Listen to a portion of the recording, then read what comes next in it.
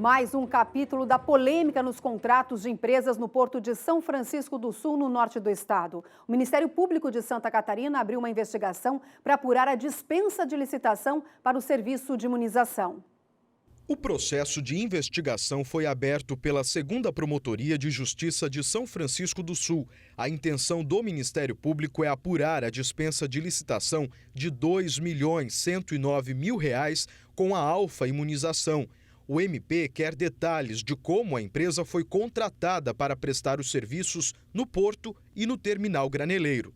Inicialmente, o que chama a atenção é o fato de ter sido feita uma dispensa de licitação, sendo que, de acordo com o que foi informado, já havia um contrato anterior de 2018, inclusive com a mesma empresa, e é nesse sentido de esclarecer os motivos que justificaram essa contratação direta que a gente está fazendo levantamento nas bases de dados disponíveis ao Ministério Público antes de fazer solicitações externas. Uma ação popular também foi protocolada na 2ª Vara da Fazenda Pública de Joinville e encaminhada para a 2ª Vara Cível de São Francisco do Sul.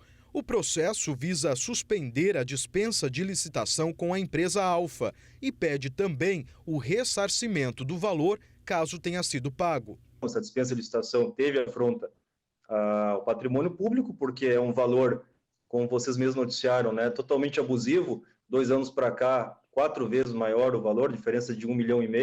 Ela inclusive se aproveita agora de um período de pandemia que não está tendo licitação, que por razão da urgência, pode ser feita a dispensa para contratar um valor desse, Contratos milionários com empresas prestadoras de serviços são autorizados pelo diretor-presidente do Porto, Diego Machado Henke, e o diretor de Operações e Logística, Sérgio Poliano Villarreal. Mas ambos não poderiam ocupar os cargos, segundo o próprio Estatuto da SCPAR e uma lei federal de responsabilidade de empresas públicas. A Lei 13.303 proíbe a nomeação de pessoas que tenham participado de estruturas políticas ou atuado em campanhas eleitorais nos últimos 36 meses. Diego Henke foi coordenador regional do PSL e apoiador da campanha eleitoral do governador Carlos Moisés em 2018. A lei das estatais também exige experiência, que pode variar de 4 a 10 anos, além de formação acadêmica compatível com o cargo para qual foi indicado.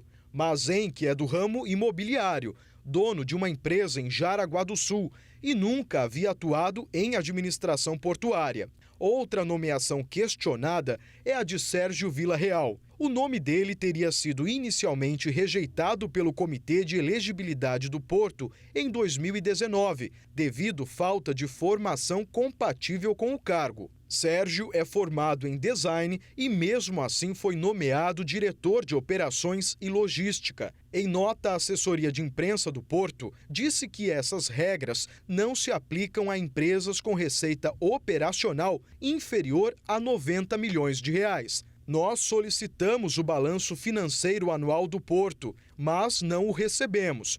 De acordo com o único balancete disponível para consulta no portal da Transparência, a receita operacional entre janeiro e agosto do ano passado é superior a 84 milhões de reais, o que dá uma média de 10,5 milhões de reais por mês.